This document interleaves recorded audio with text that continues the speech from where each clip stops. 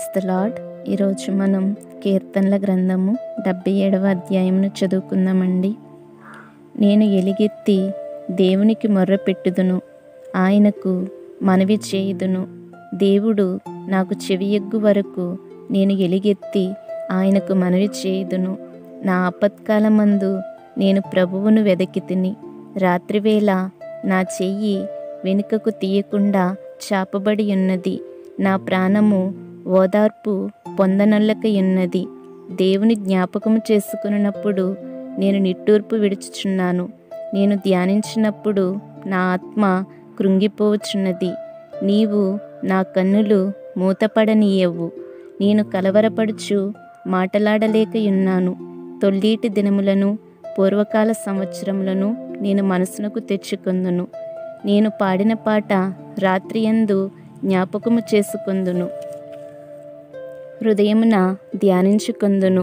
దేవా, నా ఆత్మ నీ తీర్పు మార్గము శ్రద్ధగా వెదకెను. ప్రభువు నిత్యము విడనాడునా? ఆయన ఇక ఎన్నడును కటాక్షింపడా? ఆయన కృప ఎన్నటికీ లేకుండా మానిపోయినా? ఆయన సెలవిచ్చిన మాట తరతరములకు తప్పిపోయినా? దేవుడు కటాక్షింపమానినా? ఆయన కోపించి వాత్సల్యత చూపకుండునా? అందుకు నేనిలాగు అనుకొనుచున్నాను, మహోన్నతుని దక్షిణ హస్తము మార్పునొందెననుకొనుటకు నాకు కలిగిన శ్రమయే కారణము. యెహోవా చేసిన కార్యములను, పూర్వము జరిగిన నీ ఆశ్చర్య కార్యములను నేను మనసునకు తెచ్చుకొందును.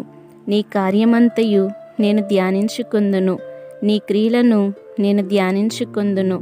దేవా, నీ మార్గము పరిశుద్ధమైనది. దేవుని వంటి మహాదేవుడు ఎక్కడ ఉన్నాడు? ఆశ్చర్యక్రియలు జరిగించు దేవుడవు నీవే. జనములలో నీ శక్తిని నీవు ప్రత్యక్షపరుచుకొని ఉన్నావు.